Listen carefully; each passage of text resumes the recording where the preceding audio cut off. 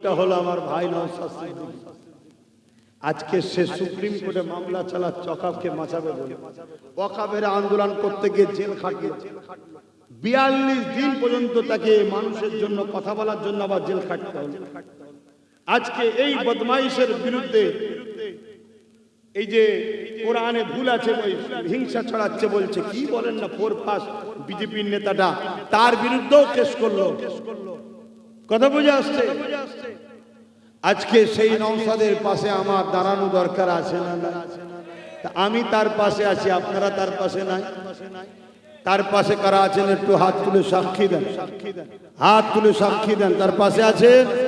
আলহামদুলিল্লাহ। এই যে কথাটা প্রচার করলাম, এটা কি অন্যায় করে? না, স্বাভাবিক স্বাভাবিক স্বাভাবিক স্বাভাবিক যে আমার কোরআনের দুশমন হবে তার বিরুদ্ধে যেমন থাকার প্রচার করব, যে আমার কোরআনের পক্ষে হবে তার পক্ষে তার কথা বলবো। হ্যাঁ, আমার সামনে দুটো লোক আছে, একজনের ধর্মে সূত্রে মুসলমান, আর একজন ধর্ম সূত্রে হিন্দু, কিন্তু দুজনই ভারতীয়। যে মুসলিম দাবিদার সে কোরআনের দুশমনের সাথ দিচ্ছে, আর যে অমুসলিম হিন্দু দাবিদার সে কোরআনের বিরুদ্ধেও যায় না আর কোরআনের পক্ষও নাই। সে তার ধর্ম নিয়ে থাকে, কোরআনের বিরুদ্ধে কথা বলে না। দেশে বাঁচতে গিয়ে মানুষ হিসাবে মানুষের সাথ দিবার জন্য আমি অমুসলিমটা সাথ দেবো, কিন্তু এই নামধারী মুনাফিক মুসলমানটা সাথ দেবো না যে কোরআনের দুশমনি করছে। কথা মাথায় ঢুকছে? হ্যাঁ, হিন্দুরা আমাদের ভাই বোন, আদিবাসীরাও আমাদের ভাই বোন, যত মানুষ আছে সবাই বাপ আদম মা হাওয়া সবাই ভাই বোন। আমার লড়াই হিন্দুদের বিরুদ্ধে নয়, আমার লড়াই আদিবাসী সাঁওতাল বাগদি দলিত মুচি কারো বিরুদ্ধে, কোনো ধর্মের বিরুদ্ধে নয়। আমার লড়াই যারা আমার ইসলামের বিরুদ্ধে তাদের বিরুদ্ধে। আমার লড়াই জুলুমের বিরুদ্ধে, আমার লড়াই হিংসার বিরুদ্ধে, আমার লড়াই সন্ত্রাস জঙ্গিবাদ আমার দেশের গাদ্দার যারা তাদের বিরুদ্ধে আমাদের লড়াই। কথা শুনছেন না শুনেন? তাহলে সেই জায়গায় তুমি মুসলিম ঘরের সন্তান দাবিদার, কিন্তু তোমার আখলাক তোমার কথাতে তোমার দেখা যাচ্ছে তুমি কোরআনের দুশমনের পক্ষে, তার মানে তুমি মুসলিম সেজে মুনাফিক। কোরআন বলছে প্রকাশ্য অমুসলিম যে হবে তার থেকেও অতি বেশি জাহান্নামের কঠিন আযাবে যাবে মুনাফিক যে মুসলিম সুরাতে, কিন্তু তার আখলাক কাজ হলো ইসলামের বিরুদ্ধে। আমি বুঝাতে পেরেছি? এই জায়গায় দাঁড়িয়ে থেকে আমি আমার জাতিকে কেন এই কথাগুলো বললাম, এর পিছনে হাদিস দুটো বলবো, দুটো হাদিস বলবো। প্রথম নম্বর হাদিস মুসলিম শরীফের। আল্লাহ নবী বললেন তোমার ঈমান আছে না নাই বুঝবে কি করে? ঈমানের লক্ষণ কি? আল্লাহ নবী বলছেন কোন মুসলমানের মধ্যে তিনটে লক্ষণের মধ্যে একটা লক্ষণ যদি পাওয়া যায় তার মানে ওই মুসলমানের মধ্যে ঈমান আছে। কিরকম? আল্লাহ নবী বলছেন যুবকরা মন দিয়ে শোনো, প্যান্ট শার্ট পরা, দাড়ি চাচা, গান শুনেছো, মেলায় গেছো, ফাংশনে গেছো, এখনো কেউ তোমাকে কাফের ঈমান বলতে পারবে না। গুনাহগার শুনছো? কাল তওবা করার সুযোগ আছে, পরিবর্তন হবে, নামাজি হবে, দাড়িওয়ালা হবে, হাজি হবে, আল্লাহ চাইলে জান্নাতে যাবে। জোরে বলুন সুবহানাল্লাহ। কিন্তু ইসলাম কোরআন রাসূল আল্লাহর বিরুদ্ধে যদি যাও বেঈমান কাফের হতে হবে। শুনছেন? দুঃখের বিষয় বললাম 73 দল মুফতি আছে, 73 দলে কি আছে? মুফতি আছে। ওই মুফতিরা বেঈমান নেতাদের জন্য ফতোয়াবাজি করে, আল্লাহ ও রাসূলের দ্বীনের জন্য ফতোয়াবাজি করে না। এই বেঈমান নেতারা কখনো যখন কেউ বলে মসজিদে জুম্মার দিন হিংসামূলক উগ্র সাম্প্রদায়িক উস্কানিমূলক বক্তব্য যেন না দেওয়া হয়, মসজিদের উপরে এত বড় দাগ লাগানো হচ্ছে, এই বেঈমান মুফতি মাওলানার মুখে কথা পাওয়া যায় না যে আপনি এটা ভুল বলছেন। কিন্তু যখন ওর বিরুদ্ধে আমি বলবো তখন মুফতি মাওলানা বেঈমান গুনাহ আমার বিরোধী। শুনছেন? সেদিন হতভাগা আকবর দ্বীনে ইলাহি লিখেছিল, তার পক্ষে অনেক আলেম ওলামা মুফতি ছিল, মুজাদ্দিদ আল-কুসানি আলহামদুলিল্লাহ তার গুটি কতক শিষ্য অনুসারীদের নিয়ে আকবরের বিরুদ্ধে একাই লড়ে দিয়ে গেছে। জোরে বলুন সুবহানাল্লাহ। তো ভাইরা আমার, রাসূল বললেন ঈমান আছে না নাই? কোন মুসলমানের মধ্যে এই তিনটে লক্ষণের মধ্যে একটা লক্ষণ যদি পাওয়া যায় তার মধ্যে ঈমান আছে। কি? আল্লাহ নবী বললেন, অন্যায় দেখলে কোন মুসলমান যদি হাত দিয়ে রোখে জানবে তার ঈমান হলো এ ক্যাটাগরির ঈমান। যদি হাত দিয়ে রুখার লক্ষণ না থাকে তাহলে দ্বিতীয় লক্ষণ যেন মুখ দিয়ে প্রতিবাদ করে অন্যায়ের, তার মধ্যে ঈমান আছে দ্বিতীয় স্তরের ঈমান। যদি মুখ দিয়ে প্রতিবাদ করতে না পারে রাসূল বললেন অন্তর থেকে কমসে কম ঘৃণা করে যেন দূরে সরে যায়, তার মধ্যে ঈমান আছে।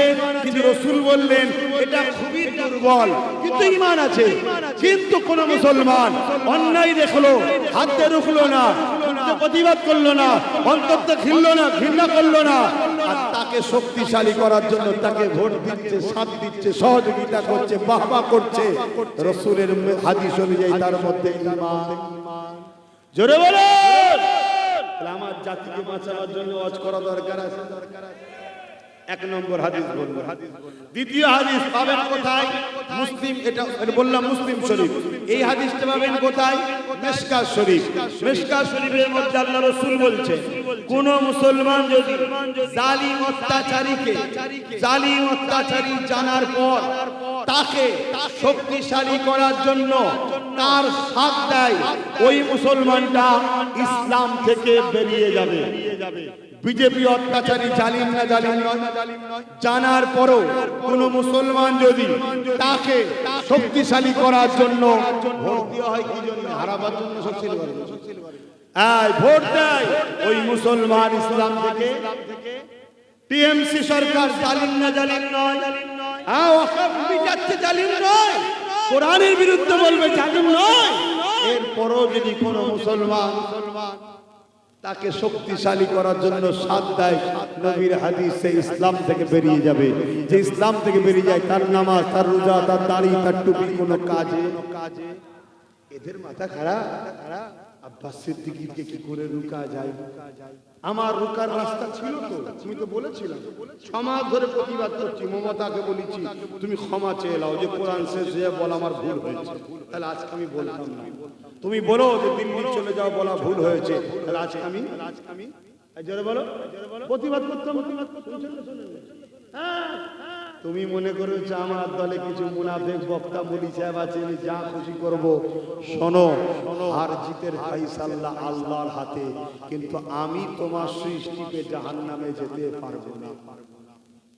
আপনি কি বলছেন? আপনি কি বলছেন? এখন মাথায় ঢুকছে না তো যে আমরা গুটি কত লোক কি করব? আমি একটা কথা বলি, ইব্রাহিম আলাইহিস সালামকে যখন আগুনে ফেলেছিল নমরুদ, দুটো আল্লাহর সৃষ্টি। ওটা একটা হলো গিরগিটি। তোদের অর্জুন সিংকে দেখলে মনে হবে এটা গিরগিটি। অর্জুন সিং কখন কোন দলে থাকে কোনো ঠিক নেই, মানে গিরগিটির মতো রং পাল্টায়, কখনো গেরুয়ায়, কখনো জোড়া ফুলে, কখনো পদ্ম ফুলে, কখনো জোড়া ফুলে, কখনো পদ্ম ফুলে। অর্জুন সিংকে চিনিস নি? শয়তান। চেনেন না? চেনেন না? হ্যাঁ। তো সেই জায়গায় ওই যে লাপালাপি করছে, গিরগিটি সে ফু দিচ্ছিল আগুনে যাতে ইব্রাহিম নবীর আগুন ধরে। আচ্ছা, গিরগিটির ফুঁয়েতে কি আগুন বাড়বে? আর আজনাই বলে একটা সৃষ্টি, সে চোঁচে করে পানি নিয়ে আগুনে দিচ্ছে। আজনাই 2-4 ফোঁটা পানিতে কি আগুন বন্ধ হবে?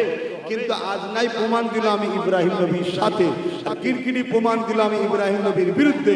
আল্লাহ তাই হুকুম করে দিল আজনাইকে মারা জায়েজ, আর ইব্রাহিমের পক্ষে গিরগিটি প্রমাণ দিল আমি ইব্রাহিমের বিরুদ্ধে। আল্লাহ বললেন গিরগিটিকে মারা জায়েজ, আর আজনাই প্রমাণ দিলাম ইব্রাহিম নবীর পক্ষে। আল্লাহ বললেন একে মারা না জায়েজ, মারা যাবে না। আজ আমি যখন ভোট দিতে ঢুকবো, সুইচটা টিপার সময় আমার হৃদয়টা বলবে, আর আল্লাহ দেখছে যে আল্লাহ এই সরকার থেকে এতদিন ভোট দিয়েছিলাম, আজকে দিচ্ছিনি কেন? এ বলেছিল কোরআন শেষ হয়ে যাবে, এ বলেছিল ওয়াকফের আন্দোলন দিল্লি গিয়ে করো, এ বলেছিল মুহাম্মদ সাল্লাল্লাহু আলাইহি ওয়াসাল্লামের বিরুদ্ধে যখন সেই জালিম মহিলা বলেছিল জপুর সালমার বিরুদ্ধে আন্দোলন করছিলাম, এ বলেছিল ট্রেন ধরে দিল্লি চলে যাও। তাই তোমার হাবিবের ও কোরআনের দুশমন বলে একে ভোটটা দিলাম না। তোমার ভোটে কি হবে তোমার জানার দরকার নেই, তুমি ইমানদার প্রমাণটা দিলে। আল্লাহ যদি গিরগিটিকে মারা জায়েজ করে আর ইব্রাহিমের পক্ষে থাকাতে কোনো উপকার না হওয়ার পরও আল্লাহ যদি আজনাইকে মারা নাজায়েজ করে দেয়, আমরাও তো আশা রাখতে পারি আল্লাহ এর বিনিময়ে পরকালে আমাদেরকে মাফ করে দিতে পারে। যে আমি এজন্য ওকে দিইনি, এতদিন দিয়েছিলাম, আজ দিলাম না, উদ্দেশ্য কি? আল্লাহ রাসূল। শুনছেন তো নাকি? আর না মাথার মধ্যে ঢুকছে রাজনীতি আলাদা, ধর্মনীতি আলাদা। আমার তোমার যদি ইসলামের অনুসারী যারা, তোমার আমার নিঃশ্বাস টানা ফালা সবকিছুর মধ্যেই আল্লাহর পরীক্ষা আছে। অন্য ধর্মের কথাই বলতে চাইছি, তোমার আমার নিঃশ্বাস টানা ফেলা সব কিছুর মধ্যেই আল্লাহর পরীক্ষা। আর না হয় যখন এজিদ রাজ পাওয়ার দখল করে হোসাইন পাকের বায়াতটা নিতে ছিল, তো হোসাইন পাক বায়াত হলেন না কেন? ও তো রাজনীতির বিষয় না, ও অত্যাচারী জালিম বদমাইশ ইসলামের দুশমন শাসক, ওর হাতে এজিদ হাত দেবে না। সেদিন ছিল হাতের উপরে হাত রাখা, আর এখন হয়েছে সুইচ টিপা। কথা মাথায় থাকবে তো নাকি? আপনার 1000 2000 বিক্রি হয়ে যাবে। আচ্ছা যদি হন, আমার কি লস আছে? কথা বলবেন, কি লস আছে? কোনো লস আছে? আমার না লস আছে? আমার কিসের লস? আমার ডিউটি ছিল আপনাদের জানিয়ে দেওয়া, জানিয়ে দিলাম, বাকি আপনার ইচ্ছা। আসেন তওবা করি, দোয়া চাইব। বিসমিল্লাহির রহমানির রহিম। আল্লাহ তাআলা আমি জানা অজানা ইচ্ছা ও ইচ্ছা সকল গুনাহ হইতে তওবা করিতেছি। আস্তাগফিরুল্লাহ রাব্বি মিন কুল্লি যামবি ওয়া আতুবু ইলাইহি। আশহাদু আল্লা ইলাহা ইল্লাল্লাহু ওয়াহদাহু লা শারীকা লাহু ওয়া আশহাদু আন্না মুহাম্মাদান আবদুহু ওয়া রাসূলুহু। লা ইলাহা ইল্লাল্লাহ মুহাম্মাদুর রাসূলুল্লাহ সাল্লাল্লাহু আলাইহি ওয়াসাল্লাম। পাঁচ ওয়াক্ত নামাজ পড়বেন, একবার রোজা রাখবেন, মালদাররা যাকাত দেবেন, হজ করবেন, বড়দের সম্মান, ছোটদের স্নেহ করবেন, দেশটা আমাদের ভালোবাসবেন। যারা দেশদ্রোহী তাদের থেকে দূরে থাকবেন। আসুন শেষ কথা, 2002 যাদের বাপ বা মায়ের বা দাদু দাদির নাম আছে, যদি এমন কোন ব্যক্তির নাম ডিলিট হয়ে যায়, আমি তাকে বলে যাচ্ছি, যদি ভরসা রাখেন টেনশন করে জীবন দিয়ে ফেলবেন না। আপনার নাম ঘাড়কে তুলতে হবে। শুনছেন? নামের আগাম শেখ, পরে শেখ, ইদিক উদিক ভুল হয়েছে, এরও সমস্যা সমাধান করতেই হবে। কেন ওরা করেছে, আমরা করিনি। কিন্তু প্ল্যান মাফিক এই নামটাকে বাদ রাখা হয়েছে বিজেপিকে ঢুকাবার জন্য। কথা মাথায় ঢুকানো হলো। আর এর পিছনে সব থেকে বড় অবদান যদি কারো থাকে, সেটা রাজ্য সরকারের। কেন? নির্বাচন কমিশনার থেকে টেনে বিচারপতির হাতে তুলে দিল। যদি নির্বাচন কমিশনের হাতে থাকতো, তাহলে নির্বাচন কমিশনার ঘেরাও করে বলতাম আগে ভোটার তারপরে ভোট। তার হাত থেকে টেনে কেটে চলে গেল, আর কোর্ট তার মতো বলে দিয়েছে যা হবে ভোটের পরে হবে। এখন তুমি নির্বাচন কমিশনে কিছু বলতে পারবে? কিভাবে আমাদেরকে বোকা বানাচ্ছে, কিন্তু আমরা বুঝছি না কেন। ওই যে 1000 টাকা, 500 টাকা, দেখছেন না? আবার যুবকদের 1500 গুটকা খাবার, দেখছেন না? লোভে লোভে অন্ধকার হয়ে গেছে। লোভে পাপ, পাপে মৃত্যু, যুবক বোঝ বোঝ। ভাই আমার, তাই যেসব ভাইরা বিগত দিন এই সরকারের সাথ দিয়েছিলেন, তাদেরকেও বলবো তওবা করেন, পরিবর্তন হন। আল্লাহ দ্বীনের স্বার্থে, ঐক্যের স্বার্থে, বাচ্চাদের ভবিষ্যতের স্বার্থে ঐক্যবদ্ধ হয়। আপনারা খবর রাখেন কি জানি না, ওবিসি বলে একটা মুসলমানদের সংরক্ষণ আছে, জানেন? তার 12টা রাজ্য সরকার বৃদ্ধি দিয়েছে। আর কোন মুসলমানের ছেলে পড়াশোনা করে চাকরি পাবে না, মুসলমানের ছেলে ভালো ভালো জায়গায় আর পড়াশোনার চান্স পাবে না। আর আগামী দিনে বুথ লেভেলে যে ওবিসি কোটায় মুসলমান দাঁড়াতো না, ওই জায়গায় আর দাঁড়াতেও তার 12টা বেঁচে। এই খবরও তো রাখো না, এই রাখো না বলি তোমায় গাল দাও। আজ রাখতে তাহলে তুমি বুঝতে পারতে যে আব্বাস সিদ্দিকী তার প্রাণ প্রিয় ভাইটাকে তোমাদের জন্য 42 দিন জেল খাটিয়েছে, তোমাদের জন্য কোনো নবী ছিলেন আমার মতো দেশে জলসা করতো আর আমায় এসে শুনে থাকতে পারতো। যাক, এরপরও আল্লাহ খুশির জন্য বললাম, দিনের দায়ী হিসাবে বললাম, মানার হয় মানবে, না মানার হয় না মানবে। আল্লাহুম্মা আমিন। আয় আল্লাহ, হাবিবের খাতিরে যা কিছু বললাম, বলার ক্ষমতা ভুল ভ্রান্তিকে মাফ করে দিন, রহমত করে মেহেরবানি করে কিছু সওয়াব দেন, নূর নবীতে সওয়াব করেন। হুজুর আব্বা জান, আম্মা জান, পরিবার, সাহাবা সাহাবিয়া, চার পিরানেতে চার ইমাম হুজুর নবী সওয়াব পৌঁছে দিন। तमाम नबी सिद्दीकीन सादा सालिहीन आरिफ बिल्लाह हुजूर सওয়াব পৌঁছে দিন। আমাদের সকলের সুলতান সুলতানহীন গরিব নওয়াজ খাজা মুঈনুদ্দিন আজমির সওয়াব কানা পৌঁছে দিন। আয় আল্লাহ পাক, আমাদের পুত্রের বাপ কুল মা কুল দাদু কুল দাদি কুল নানা কুল নানি কুল শ্বশুর শাশুড়ি মাই মুরব্বি কুল যারা চলে গেছে জান্নাতি করে দিন, যারা বেঁচে আছে নেক হায়াত দারাজ করে। আমাদের পীর ও মুর্শিদ মুজাদ্দিদুল জামান দাদা হুজুর পাকের সওয়াব পৌঁছে দিন।